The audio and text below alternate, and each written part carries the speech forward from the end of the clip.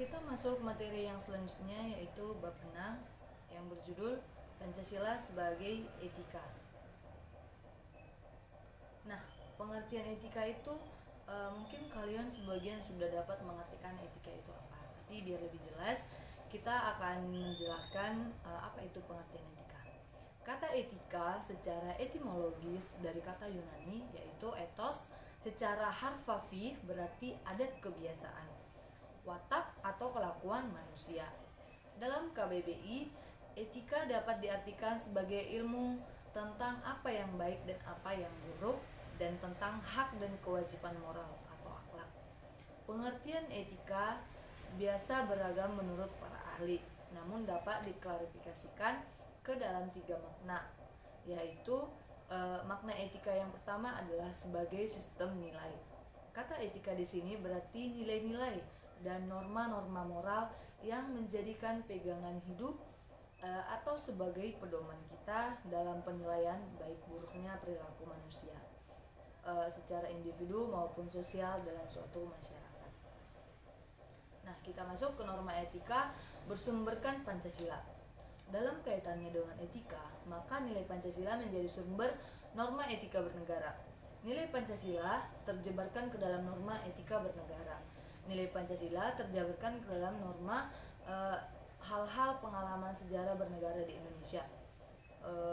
Pedoman penghayatan yang pengalaman Pancasila berisi butir-butir pengalaman dari sila-sila Pancasila tersebut yang dimasukkan sebagai pedoman untuk dijadikan penuntun atau pegangan terhadap sikap dan tingkah laku bagi setiap manusia terhadap Indonesia dalam kehidupan negara, bangsa, dan bermasyarakat. Oke, apa saja itu kode etik profesi?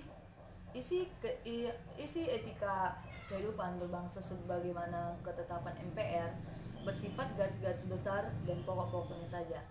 Tindak lanjut atau kaidah pelaksanaan dan pokok-pokok etika ini adalah mengembangkannya ke dalam etika profesi, seperti etika profesi hukum, politik, ekonomi, kedokteran, guru, ataupun jurnalistik.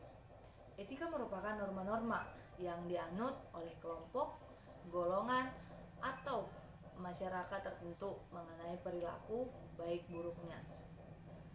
Etika adalah refleksi kritis dan rasional mengenai norma-norma yang terwujud dalam perilaku manusia, baik secara pribadi maupun kelompok.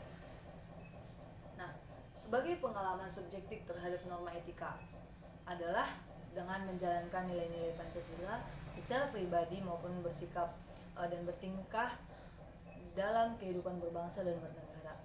Nilai Pancasila tersebut terwujud dalam norma etika yang berlaku di masyarakat atau kode etik profesi tertentu. Namun, norma etik mengikat secara moral, tidak memaksa dari luar, tetapi berdasarkan kesadaran diri sendiri untuk melaksanakannya.